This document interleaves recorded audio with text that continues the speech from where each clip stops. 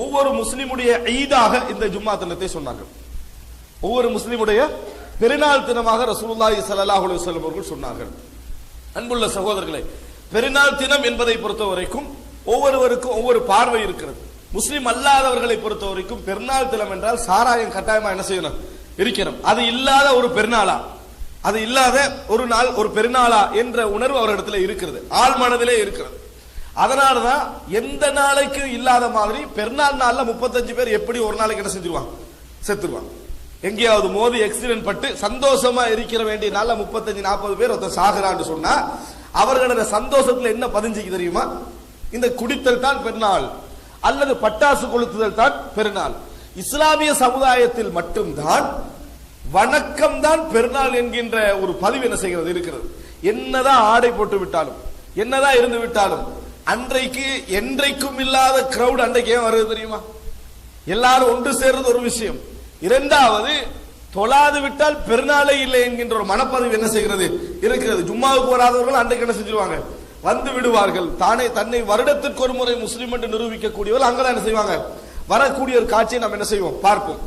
முஸ்லிம் சமுதாயத்தை பொறுத்த வரைக்கும் வணக்கம் என்பதுதான் பெருநாளாக அமையும். அந்த வணக்கத்துக்கு அவர்கள் தயாராகின்ற அந்த தயாராகுதல் தான் பெருநாளாக அமையும்.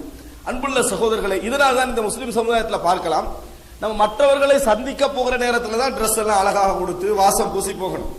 காலையில 6:30க்கு 7 மணிக்கு என்ன செய்து பெருநாள் தொழுகை நடக்குது. அப்ப அதனால எந்த முஸ்லிமாவது இப்படி யோசிச்சிருக்கிறானா, என்ன நம்ம போய் போல தொழுதுட்டு வந்துடுவோம், அதுக்கு பிறகு குளிச்சு ரெடியாகி வாசம் பூசிட்டு போன்னு நினைக்கல.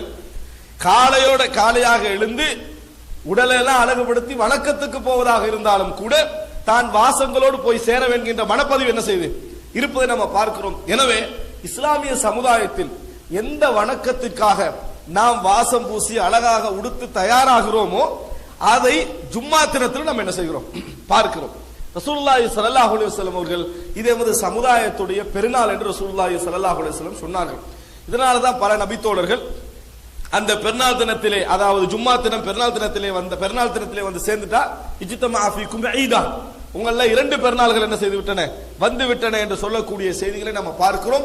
எனவே ஒரு முஸ்லிமுடைய பார்வையில் பெருநாள் என்பது, ஒரு ஜும்மா தினம் என்பது ஒரு மிகவும் சந்தோஷமிக்க ஒரு நாளாக அவருக்கு என்ன செய்யணும், இருக்க வேண்டும். அவர் சந்தோஷமாக அதை எதிர்பார்க்க வேண்டும் என்பதை நம்ம பார்க்கிறோம். ஆனால் இந்த ஜும்மா தினத்தில் விடுமுறை அமைந்து விட்டதனால தான் நிறைய பேர் இந்த வெள்ளிக்கிழமை சந்தோஷமா பார்க்கிறாங்க. ஜும்மா தினத்துல இபாதத்து அமைஞ்சு விட்டது என்றால் சந்தோஷமா பார்க்கிறவர்கள் குறைவு. இன்றைக்கு வேலை நாளாக இருந்து ஜும்மா அமைஞ்சதுன்னு வைங்க, அவ்வளவுதான். இன்றைக்கு +1 அல்லது +2 அல்லது O level A level exam நடக்கிற நாளா இருந்ததுன்னு வைங்களேன், அன்றைக்கு அந்த ஜும்மா என்னது